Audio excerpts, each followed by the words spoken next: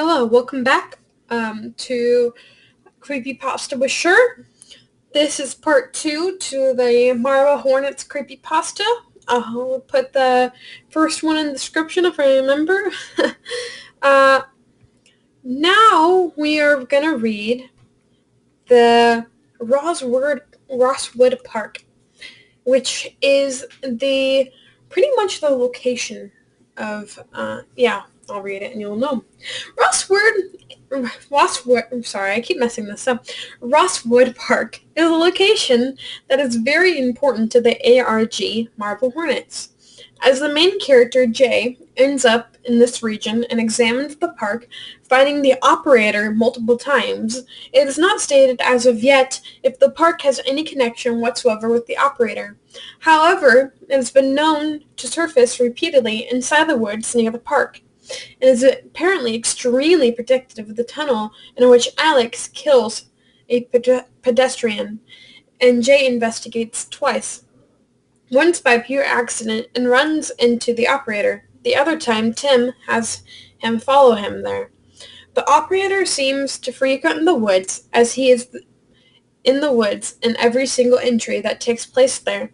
Except for entry 41, where Hoodie brings the camera back, entry 50, where Jay and Alex talk before Jay chases Tim, and entry 31, where Jay is alone after losing his memory. In entry 52, the operator does appear, just not in the woods. He follows Jay and Jessica back to the hotel. The park is divided into two parts. The main front is part of the park that is never investigated by the team. However, the rear of the park is covered in trails that are not very easy to get lost that are very easy to get lost in.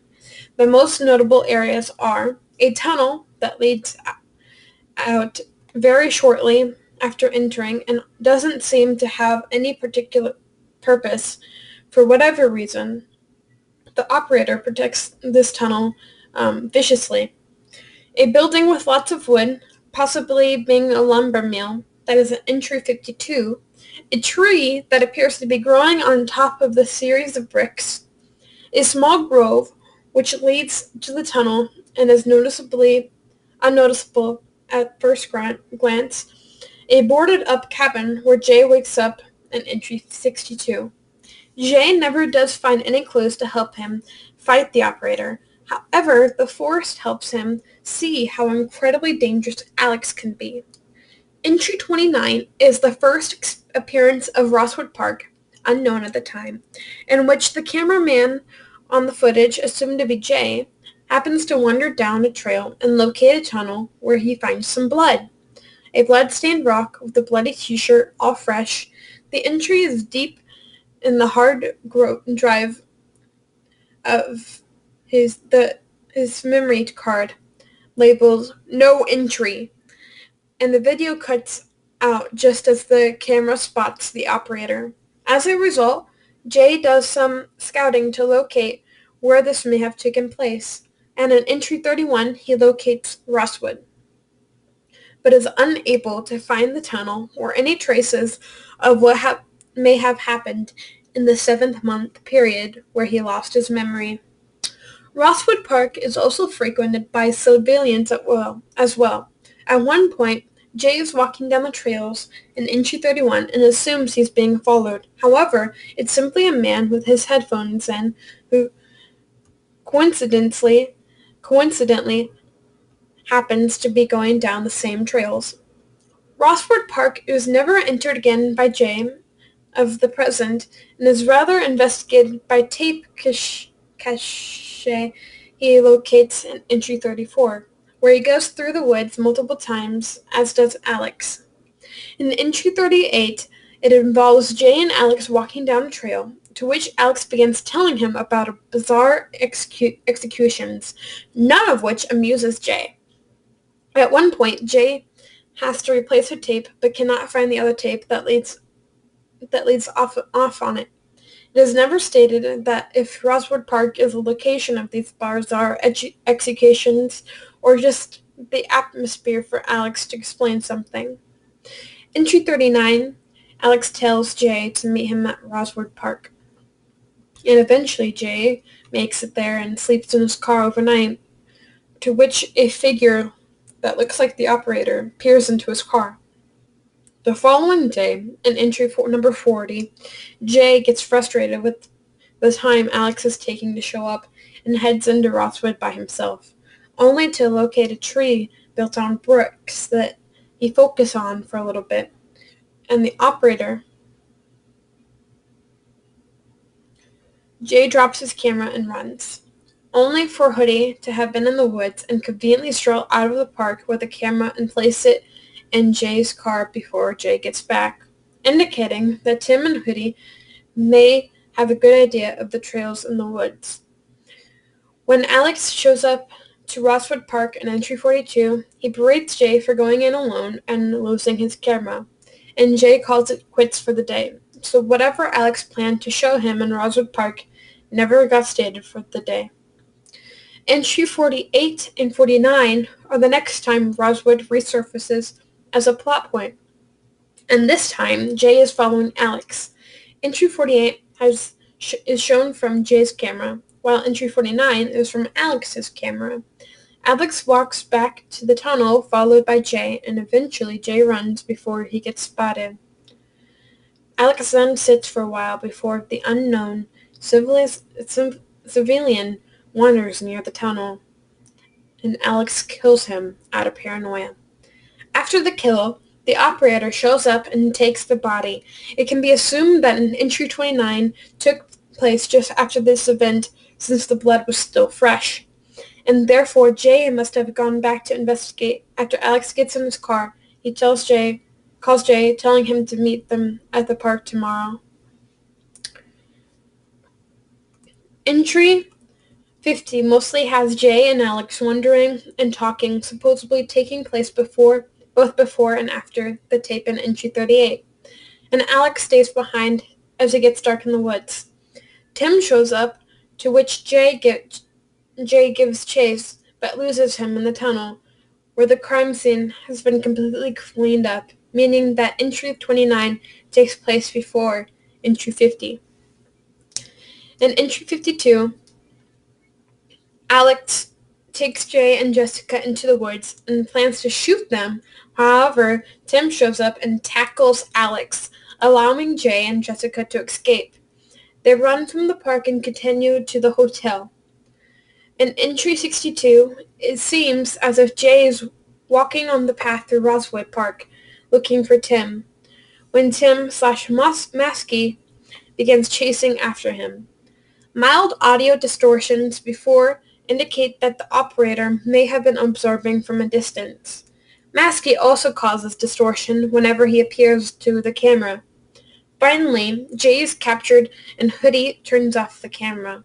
Jay wakes up in a part of Rosewood he has never been to, inside an old boarded-up cabin, where he finds Tim waking up in the same clothing as Masky outside the cabin.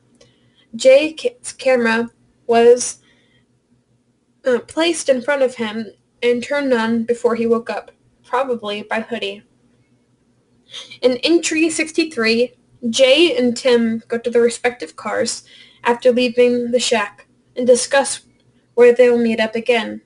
Entry 64 has Jay and Tim returning to Rosswood, and they look around the building where Alex tried to shoot Jay in entry 52, but all they find is a bullet-sized hole in the ceiling. Afterward, they search for the shack from entry 62, but fail to find anything, even though they cover a very wide area. They go to the tunnel, and while they're searching, Jay gets a call from Alex saying, "Leave now," which indicates that Alex has followed them. Shortly after this, Tim goes into a coughing fit, and the operator appears.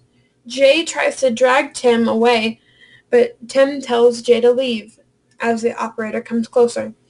Jay flees all the way to his car.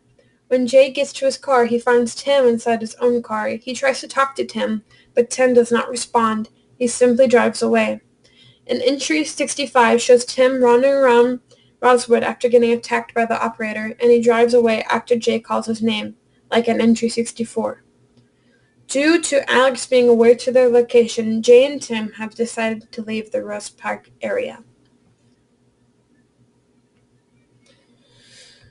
This is about the hotel in MH. The hotel is a location in the Marble Hornets ARG where many of the early episodes of Season 2 happen. The hotel is never given a name. It appears to be a 2-floor hotel complete with an outdoor pool, and the floors have red carpets. The rooms all contain a television, radio, desk, bed, and a combination digital safe. Both Jay and Jessica note a few times there are no other patrons besides themselves. Season 2 begins and ends here. In entry 27, Jay wakes up in his room in the hotel, and he finds a radio going off making bizarre noises, and the television on causing loud thudding noises as the picture repeatedly cuts out. As he shuts the devices off, he checks around his room and finds only minor items of importance in the room itself. Jay states that he has no recollection of how he arrived at said location. He also walks by an unnamed woman at the time who becomes important by entry 28. Jay is in room 211. He finds a duffel bag with multiple important items and a safe that is locked. The woman is also introduced as a girl named Jessica, who happens to be staying in the room next door, adjoining Jay's. Her room also makes a large amount of noise at night. In entry 30, Jay tries to discern what is in her room that's making noise, but gets no answer to his question. In entry 31, the hotel appears as well when Jay returns after scouting Rosewood Park, which apparently is really close by. In entry 32, when Jay is confronted by Jessica due to her memory loss, he attempts to speak with her in her room, only for her to vanish when he goes in. When he finds the combination to a safe, Maskey rushes Jay, but Jay escapes unharmed. Jay refuses to return to the hotel room alone, unsure where Jessica is or how Maskey ended up in Jessica's room. Entry 52 is the next time the hotel is shown, where it shows how Jessica and Jay got into the hotel, and that they supposedly rented adjoining rooms. The memory loss is also explained as the operator showing up and attacking the two of them. In entry 76, Jessica is revealed to have been taken from her hotel room by Maskey and Hoodie, and is taken to the nearby forest. She was later attacked by Alex and possibly killed, and her body was taken by the operator. This is about Alex Crayley. Or should I save that for the next episode? I think I'm going to, because I don't want this to be terribly long. So I hope you enjoyed. Yeah. So this is part 2, and I will make a part 3 with the lost of the characters. Possibly something else if I forgot anything.